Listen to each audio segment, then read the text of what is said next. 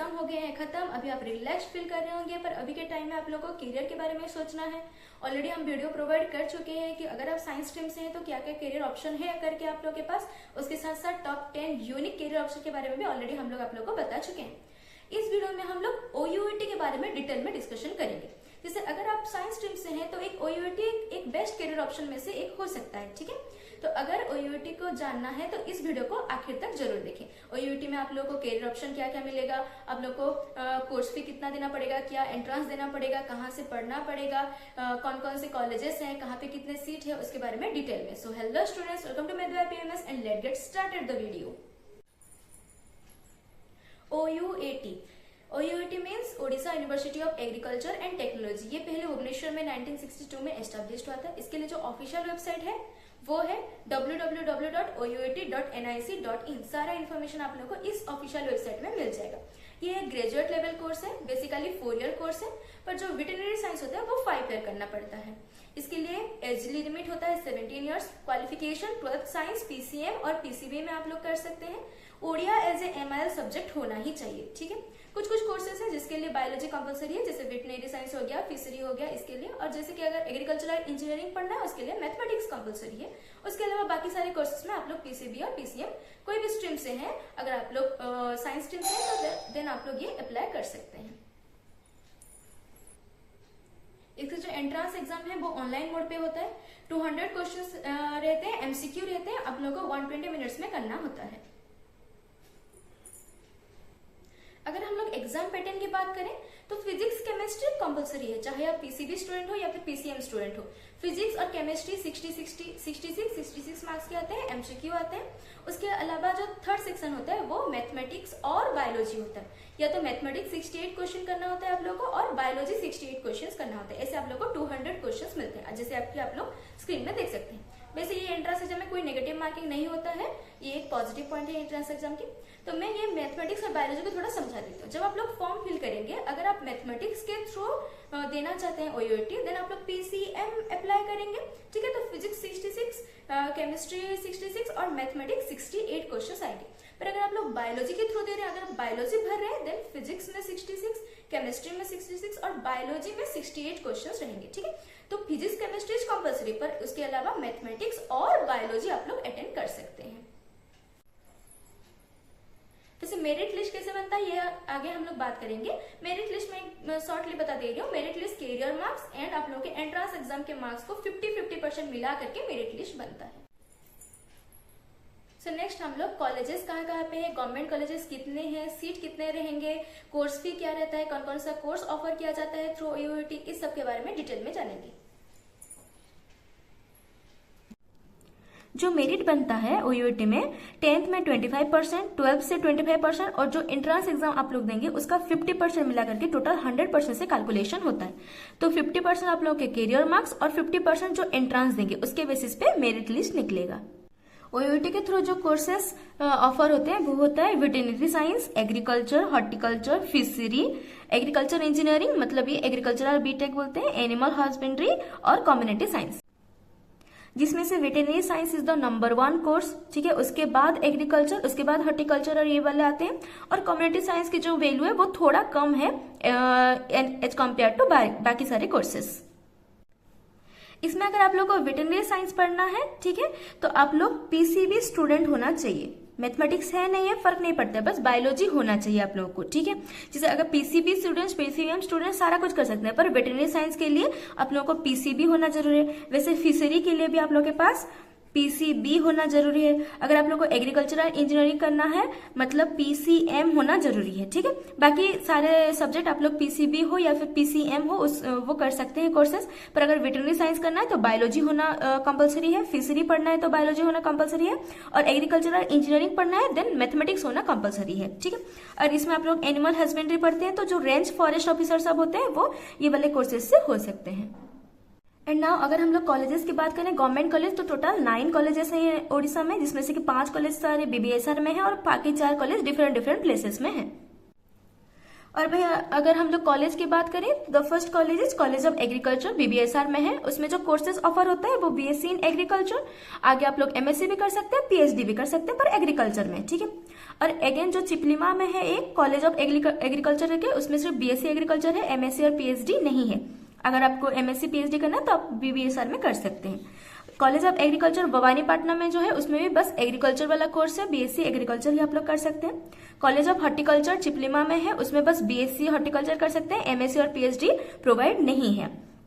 College of veterinary science and animal husbandry, ये बीबीएसआर में है, और ये कॉलेज में आप लोग वेटरनरी साइंस में बैचलर इन वेटरनरी साइंस कर सकते हैं, एनिमल हस्बेंड्री उसमें आप लोग मास्टर साइंस भी कर सकते हैं और पीएचडी भी कर सकते हैं। किस सब्जेक्ट में? वेटरनरी साइंस में कर सकते हैं। यहाँ पे आप लोग एग्रीकल्चर में नहीं कर सकते, ठीक है, वो डिफरेंस है। यहाँ पे आप लोग सिर्फ एग्रीकल्चर में कर सकते हैं, पर यहाँ पे सिर्फ वेटरनरी साइंस में आप लोग कर सकते हैं। Next 6 number is college of agricultural engineering and technology, जो कि बीबीएसआर में है। इसमें आप लोग एग्रीकल्चर में बीटेक कर सकते हैं, दैट इज एग्रीकल्चरल इंजीनियरिंग, ठीक है। उसमें एमटेक भी कर सकते हैं, पीएचडी भी कर सकते हैं। कॉलेज ऑफ फिशरी जो कि रंगेलुंडा में है, उसमें आप लोग फिशरी में बैचलर डिग्री कर सकते हैं, मास्टर डिग्री कर सकते हैं और पीएचडी कर सकते हैं एक्वाकल्चर में, ठीक है। मास्टर डिग्री आप लोग एक्वाकल्चर में कर सकते हैं। फिशरी में आप लोग बैचलर इन फिशरी साइंस कर सकते हैं। अगर आप लोग को वहां पे मास्टर डिग्री करना है, एक्वाकल्चर लेकर के आप लोग स्पेशलाइज्ड लेकर के कर सकते हैं और पीएचडी कर सकते हैं। अगर हम लोग नेक्स्ट आगे बढ़े तो कॉलेज ऑफ कम्युनिटी साइंस बीबीएसआर में ही है। कम्युनिटी साइंस में आप लोग बैचलर डिग्री कर सकते हैं और मास्टर डिग्री भी कर सकते हैं। And last is college of forestry, वो बीबीएसआर में ही है। उसमें आप लोग बीएससी एमएससी कर सकते हैं। ओयूटी में 2 फॉर्म्स आप लोगों को फिल करना होता है, एक फॉर्म ए और एक फॉर्म बी। अगर आप लोग फॉर्म ए सिर्फ फिल करते हैं और बी फिल नहीं करते हैं तो आप लोगों को मेरिट लिस्ट में नाम नहीं आएगा। तो इसके लिए प्रोसीजर क्या है? फर्स्ट आप लोग फॉर्म ए सबमिशन करेंगे ऑनलाइन, उसके बाद एडमिट कार्ड आएगा, एंट्रेंस एग्जाम दे देंगे, उसके बाद फॉर्म बी के लिए फिर से डेट देगा, तो आप लोग फॉर्म बी एप्लीकेशन फिल कर सकते हैं ऑनलाइन। बहुत जन के मन में डाउट होता है कि 2 फॉर्म क्यों है, ठीक है। तो फॉर्म ए में आप लोग क्या करेंगे? रजिस्ट्रेशन करेंगे, खुद का ईमेल आईडी, अपना ओन डिटेल, अपना रेसिडेंस, ठीक है, सारा कुछ पेमेंट करके, ये सब करके आप लोग फॉर्म ए फिल करेंगे। मतलब क्यों करेंगे? अपियरिंग के लिए, एग्जाम अपियर करने के लिए आप लोगों को फॉर्म ए फिल करना है, जिसमें अपना खुद का डिटेल देना है, अपना नाम, अपना पेरेंट्स के नाम, फिर आप लोग रहते क्या है, एड्रेस, अपना डिटेल, ईमेल आईडी, ये सारा कुछ अच्छे से देंगे। और ईमेल आईडी को हर बार अच्छे से वेरीफाई करेंगे, क्योंकि सारा इन्फॉर्मेशन ईमेल आईडी में ही आता है, ठीक है। बहुत जन सोचते हैं एक बार फॉर्म ए फिल हो गया उसके बाद फॉर्म बी क्यों फिल करना है? तो फॉर्म बी आप लोगों को मेरिट लिस्ट में नाम आने के लिए फिल करना है, ठीक है। मतलब 10th और 12th के मार्क्स आप लोगों को फॉर्म बी में डालना होता है। तो जब 12th के रिजल्ट आ जाएगा उसके बाद फॉर्म बी निकलता है। तो उसमें अगर आप लोग 10th और 12th के मार्क दे रहे हैं, उसके बाद जो कैरियर मार्किंग होता है उसमें 50% कैरियर मार्क से होता है और 50% आप लोग का एंट्रांस होता है। तो अगर आप लोग कैरियर मार्क फिल नहीं कर रहे हैं तो कैरियर मार्क आप लोग को 50% कहां से देगा? इसलिए ये इन्फॉर्मेशन फॉर्म भी आप लोग को फिल करना होता है। ज्यादातर ये 12th के रिजल्ट के बाद ही आता है, मतलब एंट्रांस एग्जाम के बाद आप लोग को फॉर्म भी ओपन होता है, ठीक है। पहले भी कभी कभी ओपन हो जाता है। तो जब फॉर्म भी ओपन होगा उसके बाद आप लोग को 10th और 12th के मार्क वहां पे अपलोड करने हैं, ताकि पता चले कि आप लोग के कैरियर मार्क क्या है करके, ठीक है। एक बार कैरियर मार्क पता चल गया, एंट्रेंस एग्जाम का रिजल्ट आ गया, तो दोनों में से 50-50% मिला करके मेरिट लिस्ट निकलता है। अब जो फॉर्म भी फिल नहीं करेगा उसका कैरियर मार्क के बारे में पता नहीं होगा, इसलिए उसका नाम मेरिट लिस्ट में नहीं आता। इसलिए ध्यान में रखिए, एक बार फॉर्म ए फिल होने के बाद आप लोग को चेक करना पड़ेगा, जो वेबसाइट हम लोग बता चुके हैं उस वेबसाइट में, ताकि फॉर्म बी कब फिल करना है करके वहां पे इन्फॉर्मेशन आता है। अगर हम लोग सीट टाइप की बात करें तो जनरली 2 टाइप्स में रहता है, एक जनरल सीट और एक कॉस्ट शेयरिंग, और एक टाइप भी होता है जिसको हम लोग एनआरआई या फिर पीआईओ सीट बोलते हैं, ठीक है। पर जनरली जनरल और कॉस्ट शेयरिंग 2 सीट होते हैं। ये दोनों सीट गवर्नमेंट सीट होते हैं और जो एनआरआई पीआईओ सीट होता है वो प्राइवेट सीट होता है। अगर हम लोग veterinary science and animal husbandry के कोर्स फी की बात करें तो 3 टाइप की सीट होता है, general seat, cost sharing and NRI. General और कॉस्ट शेयरिंग ये दोनों गवर्नमेंट सीट होता है और एनआरआई जो कि प्राइवेट सीट होता है। तो जनरल सीट में आप लोगों को जो फर्स्ट ईयर एडमिशन के साथ जो देना होता है वो 77,065 देना होता है। सेकेंड ईयर में 22,665, थर्ड ईयर में 22,165, फोर्थ ईयर में भी आप लोग को सेम देना होता है और 5th ईयर में भी आप लोग को सेम देना होता है। 5 ईयर का ये कोर्स रहता है, ठीक है। Whereas कॉस्ट शेयरिंग मीन्स क्या होता है कि अगर आप लोगों का रैंक थोड़ा कम है, ठीक है, अगर आप लोग रैंक लिस्ट में नहीं आ पा रहे, उसमें थोड़ा कम है पर सीट वहां पे खाली है, तो आप लोग ज्यादा पैसे दे करके, मतलब कॉस्ट ज्यादा दे करके आप लोग वहां पे एडमिशन ले सकते हैं, ठीक है, उसको कॉस्ट शेयरिंग सीट बोलते हैं, ठीक है। उसका एक और नाम होता है पेड सीट जिसको बोलते हैं। तो उसमें फर्स्ट ईयर में आप लोग को देना होता है 1,79,915, सेकेंड ईयर में देना होता है 1,25,515, थर्ड ईयर में देना होता है 1,25,015, same as fourth year, same as fifth year देना होता है, ठीक है। और जो एनआरआई सीट होता है वो थोड़ा कॉस्ट उसमें और ज्यादा होते हैं। फर्स्ट ईयर में देना होता है 3,37,315, सेकेंड ईयर में 2,82,915, थर्ड ईयर में 2,82,415, same as fourth year, same as fifth year, ठीक है। और इस सब में जो हॉस्टल और मेस फी होता है वो अलग से देना होता है, ये बस कोर्स फी आप लोगों का। कब? जब आप लोग वेटरनरी साइंस या फिर एनिमल हस्बेंड्री जब पढ़ेंगे तब ये वाला कोर्स फी लगेगा। नेक्स्ट, अगर हम लोग एग्रीकल्चर या फिर agricultural engineering, horticulture, forestry, fishery science, इसके बारे में देखेंगे तो जो 3 टाइप के सीट होते हैं, general cost sharing, NRI same ही होता है। General cost sharing government seat होता है, एनआरआई होता है आप लोगों का प्राइवेट सीट होता है। तो जो जनरल में एडमिशन फी होता है इसमें सेमेस्टर वाइज आप लोगों को देना होता है। जो एडमिशन फी होता है वो 50,875 होता है। सेकेंड सेम में आप लोगों को ये फर्स्ट सेम के साथ एडमिशन फी मिला करके लेते हैं। जब सेकेंड सेम होता है तब 88,870 देना होता है। थर्ड सेम में 10,495, फोर्थ सेम में 8,370, फिफ्थ सेम में 10,495, सिक्स सेम में सेम एज फोर्थ सेम, और सेवेंथ सेम में सेम एज फिफ्थ सेम देना होता है, और एट सेम में भी आप लोग का सेम रहता है एज सिक्स सेम। तो टोटल में अगर आप लोग जनरल सीट में ये सारे कोर्सेज करते हैं तब आप लोग का खर्चा हो जाएगा 1,16,340, ठीक। व्हेयरएज अगर आप लोग कॉस्ट शेयरिंग सीट में वहां पे पढ़ते हैं, एग्रीकल्चर या फिर agricultural engineering, horticulture, fishery, forestry, तो एडमिशन के साथ साथ जो फर्स्ट सेम की फीस होता है वो पड़ जाता है 1,11,375, और जो सेकेंड सेम में 8,870, थर्ड सेम में 70,995, फोर्थ सेम में 8,370, फिफ्थ सेम में सेम एज आप लोगों का थर्ड सेम आ जाएगा, सिक्स सेम और एट सेम में सेम एज फोर्थ सेम आ जाएगा, और जो सेवेंथ सेम में आप लोगों को सेम पड़ेगा एज फिफ्थ सेम। तो ऐसे टोटल मिला करके आप लोगों का जो कोर्स फी रहता है वो होता है 3,58,340। कब? जब कॉस्ट शेयरिंग सीट होता है। पर अगर आप लोग एनआरआई सीट में आते हैं, मतलब अगर आप लोग आउट ऑफ इंडिया से पढ़ने के लिए आते हैं, then admission fee is 3,11,125, admission plus first sem. Second sem में आता है सेम 8,870, पर जो थर्ड सेम होता है उसमें आप लोग को 2,70,745 देना होता है। फोर्थ सेम में सेम एज सेकेंड सेम, और जो फिफ्थ और सेवेंथ सेम होता है वो सेम हो जाता है आप लोगों का थर्ड सेम के साथ, और जो सिक्स और फिफ्थ एट्थ सेम होता है वो सेम होता है आप लोगों का फोर्थ सेम के साथ, ठीक है। ऐसे में टोटल आप लोगों को कोर्स फी लग जाएगा 11,57,340, ठीक है। अब बात करें अगर हम लोग कम्युनिटी साइंस की, तो जो कम्युनिटी साइंस होता है वो टोटल ओयूटी में सबसे कम माना जाता है कम्युनिटी साइंस में, ठीक है। इसका थोड़ा वैल्यू भी कम ही रहता है। उसमें सिर्फ जनरल सीट होता है, ना कि कॉस्ट शेयरिंग, ना ही एनआरआई सीट होता है। जो जनरल सीट में एडमिशन फी के साथ जो फर्स्ट सेम फी होता है वो 21,475 होता है। सेकेंड सेम में 3,670, थर्ड सेम में 5,295, फिफ्थ सेम और सेवेंथ सेम आएगा थर्ड सेम के साथ, और फोर्थ सेम, सिक्स सेम और एट सेम में सेम फी लगता है वो 3,170। यहाँ से आप लोग देख सकते हैं, आप लोग चाहें तो स्क्रीनशॉट ले सकते हैं, यहाँ से आधा और यहाँ से आधा आप लोग स्क्रीनशॉट ले सकते हैं, ठीक है। तो अगर आप लोग कम्युनिटी साइंस पढ़ते हैं तो टोटल में आप लोगों का जो फी रहेगा, टोटल कोर्स फी आप लोगों को 50,540 आएगा, ठीक है। ये सिर्फ कोर्स फी है, हॉस्टल फी और मेस फी अलग से देना पड़ेगा, ठीक है।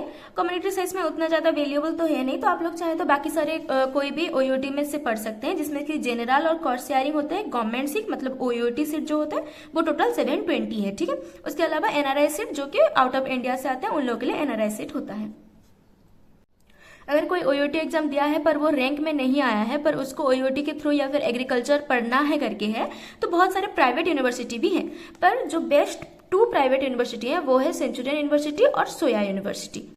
प्राइवेट यूनिवर्सिटी में ऑलमोस्ट 10 लाख कॉस्ट भी आ जाता है आप लोगों को कोर्स भी, पर गवर्नमेंट में 5 लाख में हो जाता है। तो ट्राई कीजिए ओयूटी क्रैक करने के लिए, और अगर नहीं हो रहा है फिर भी आप लोग को एग्रीकल्चर करना ही करना है तो प्राइवेट यूनिवर्सिटी बहुत सारे हैं, पर उसमें से जो 2 ऑथेंटिकेट हैं वो सेंचुरी यूनिवर्सिटी और सोया यूनिवर्सिटी है, यहाँ से आप लोग कर सकते हैं। जो सेंचुरी यूनिवर्सिटी है वो पारलाखेमुंडी में है, ठीक है।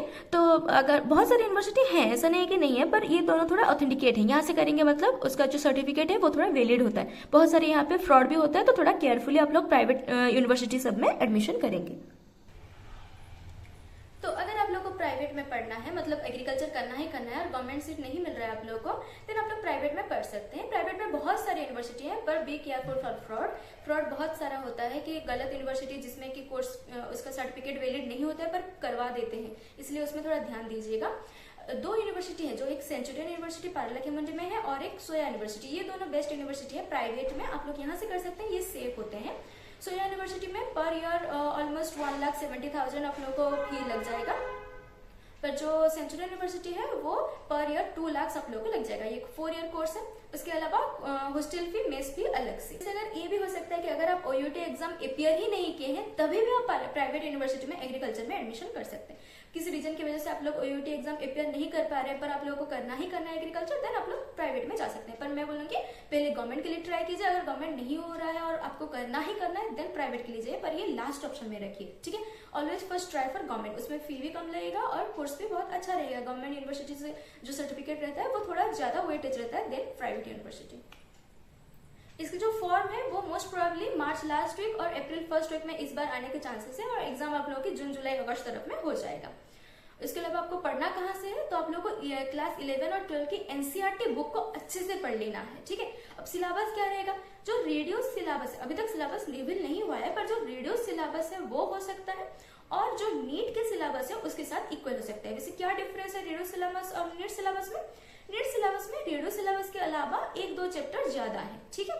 तो हो सकता है कि नीट के सिलेबस के साथ इक्वल हो या फिर रेडियो सिलेबस के साथ भी इक्वल हो सकता है, पर बुक आप लोग को एनसीईआरटी ही फॉलो करना है, बोथ क्लास 11 और 12 उसको अच्छे से पढ़ लेना है। और एक डाउट बहुत आता है कमेंट सेक्शन में कि सेफ स्कोर किया है ओयूटी में, तो अगर आप लोग का करियर अच्छा है, 70% अबव है आप लोग का career, then 130 plus is a safe score बाकी सारे के लिए। पर अगर आप लोग को वेटनरी में करना है देन 160 प्लस 170 प्लस आप लोग को लाना पड़ेगा। पर अगर आप लोग का करियर बहुत ज्यादा अच्छा है देन आप लोग 150 प्लस भी रख सकते हैं वेटनरी के लिए, पर बाकी सारे के लिए आप लोग 130 प्लस रख सकते हैं अगर आप 70 के एबव है। अगर आप लोग 70 से थोड़ा कम है तो आप लोग को उस हिसाब से स्कोर भी ज्यादा रखना पड़ेगा। आई होप आईओटी के रिगार्डिंग सारा डाउट आप लोग का क्लियर हो गया होगा। वैसे कोई और टॉपिक में फिर भी डाउट है तो आप लोग कमेंट सेक्शन में बता सकते हैं। अगर ये हेल्पफुल लगा आप लोग के फ्रेंड्स के साथ जरूर शेयर कीजिए। अगर उन लोगों का ओयूटी एम होगा तो वो लोग ये डिटेल मिस नहीं कर दें, इसलिए आप लोग जरूर शेयर कीजिए। And that is it for today. Keep growing, keep studying and thanks for watching.